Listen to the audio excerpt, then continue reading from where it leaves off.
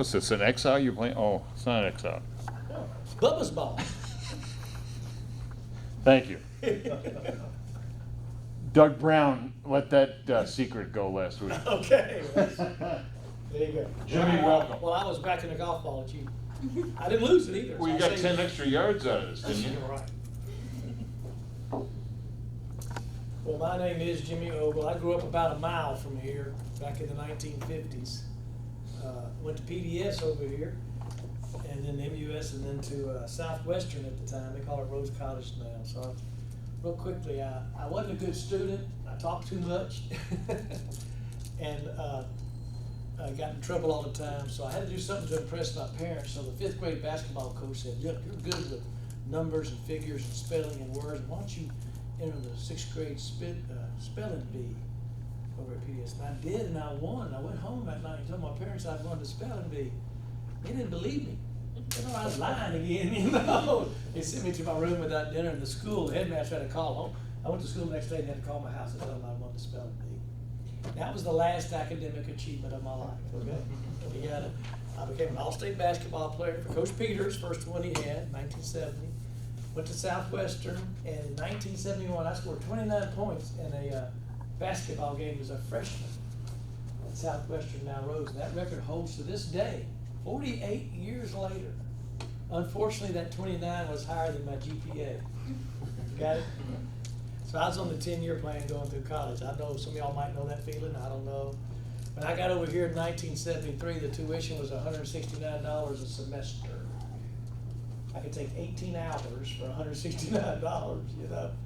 We had to go to the field house, those computer cards with the holes in them, what do they call those things? To register punch cards, whatever. You had to go from table to table, and you get Monday, Wednesday, Friday all filled up, and you get these classes Tuesday and Thursday, you get down to your last class, and it's closed, you gotta go back and restart all over again. You know. It's not like computers now, but Dr. Crawford was in the history department, and the only history class I ever had in my life was from Dr. Crawford here, 1973. Elma Roan taught me golf, archery, and badminton. You know, sent me through in a PE class. I got to be with her. Her name's on that building now, you know. And this campus grew since that time. I finally got a degree in education. I found something I liked, which was parks and recreation. So my degree is in education.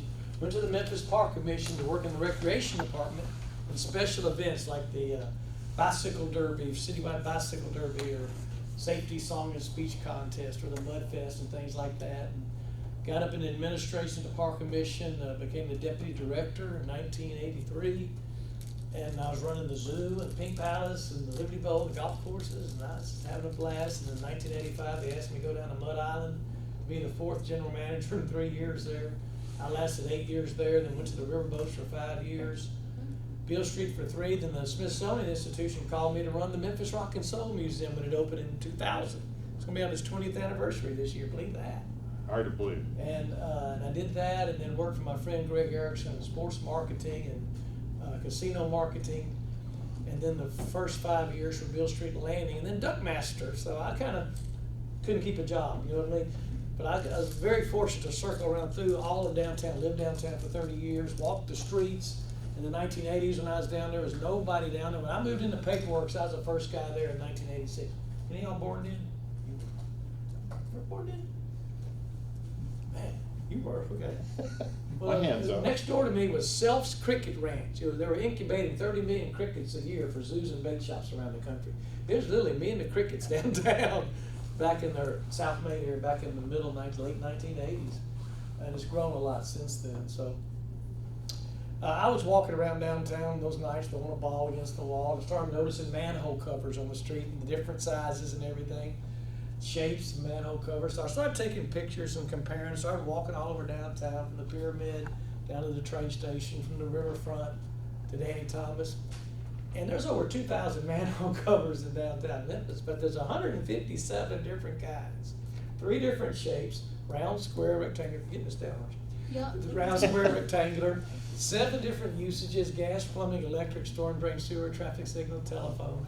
There's 21 different family names. There's 14 different generations of electrical manhole covers. Some over 100 years old, some over 100 pounds. So I was going to do a photography exhibit called Art in the Gutter. They let me do exhibits at the Mississippi River Museum, and I've done 5 or 6 of them over there. never got around to it because when I was working at Erickson Group, I wanted to give walking tours in downtown. They weren't doing that in downtown at the time. They were doing music and dance at Court Square, and I had to con my way into doing that. So I went over to the Downtown Memphis Commission and said, I'll do it for free. You just got to promote me, because I didn't have a way to promote me. And they finally agreed to the great Union Avenue manhole cover and history tour. And I had 91 people on the first tour and 2 TV stations. And I won a bet, but the bet was you couldn't pay me. You just couldn't tell me what to say. You had to promote me. And so I had to give them 10 tours for the rest of the summer. So I did Court Square and surroundings, Beale Street, the Pinch District. So I wrote my own tours, walking tours. I got 32 walking tours in downtown Memphis now, 36 PowerPoints. And what year was this, Jimmy? This is in 2008. Oh, wait. And so the University of Memphis asked me to do it as a continuing education course. So I had to get a laptop and computer and scan things for classrooms, and then do 9 hours of walking tours. And then they asked me to be on the historical commission, and the chairman. Then when the historian passed away, they asked me to be the historian, which is a appointed position for the Shelby County government. I had one history class in my life, but I wasn't an academician or anything, but I can entertain a lot of history. In fact, this last year, I put Jimmy Ogle Pink Palace up right here, which is right down the road, because in my farewell tour this year, I got asked in January to do 12 free lectures at the Pink Palace. And Willie Bearden filmed them all, PowerPoint type lectures of different historical topics, like Memphis music, or women in Memphis history, or the century of black history in Memphis, or Memphis in the Civil War. There's 12 different, so if you Google these 4 words, Jimmy Ogle Pink Palace, just Google that. It'll come up, storytelling, making Memphis storytelling by Jimmy. And there'll be 12 free lectures on there, 45 minutes long, PowerPoint, a lot of slides, me talking, wearing this bow tie and everything, This, here. I got to do this tonight at the University Club. That's why it's stuck in here. And then the Downtown Memphis Commission. And I've had a website, jimmyogle.com, that a bartender does for me for free for peanuts and T-shirts. We have a good relationship, so he keeps up a website of all my talks and tours and everything. And then the Downtown Memphis Commission this summer filmed me for 30 hours walking through downtown on all my downtown tours. If you want, they'll be up on the internet soon, all for free, on Google, on the archives of the library, archives of Pink Palace, McWhorter Library. About 40 hours of me free on it about Memphis history. I got 150 hours in my head, they say, when we add it all up. We're going to get it done in about 40 minutes today, real quick, talking about Memphis, because so all that's going to be free. I guess I'll send it to you whenever it comes out with the Downtown Memphis. But we walked through all the streets and alleys and parks and plazas and rooftops and everything. We had a real good time talking about the buildings and the streets and how things got named and events that happened, and yellow fever and Civil War and all this stuff, civil rights marches. Is incredible, the history. In fact, I say there's no city in America that tells a story of American history better than Memphis, Tennessee, good, bad, or ugly. Okay, you can't say I just want to talk about this. I just want to talk. You got to cover it all, from the early Native Americans and European explorers to the 20th century entrepreneurs, from Civil War to civil rights, music, medicine, transportation, distribution, all the first all the highlights. You can't top it. And now you can get it all for free on the internet. Just Google it and it'll pop up. All 12 lectures will pop up in one section.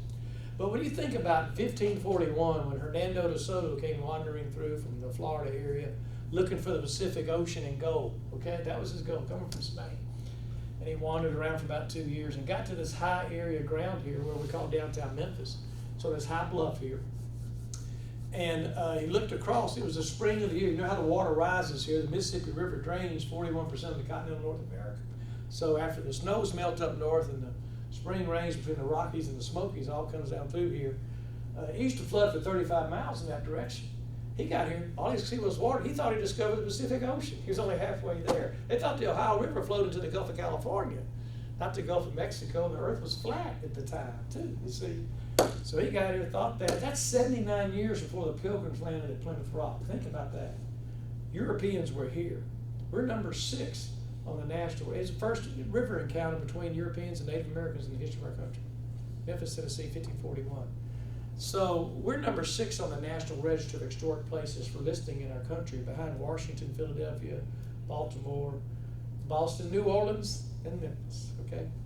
We have over 10,000 properties listed here. So history is big here. Heritage tourism has really grown the last 10 to 15 to 20 years here. And we'll get to that in Memphis. But as we kind of quickly go through the time frame here of Memphis history, We had a French fort in 1739 that lasted for a while, then the Spanish came up in 1795. Then they signed a treaty relinquishing their rights east of the Mississippi. So they went over to Arkansas, which wasn't Arkansas yet, Fort Esperanza.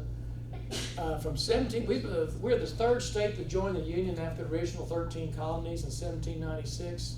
The 13, Vermont, Kentucky, Tennessee.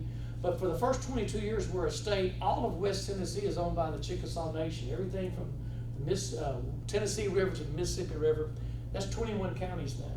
That's 6.8 million acres of land. We bought that for 3.5 cents an acre.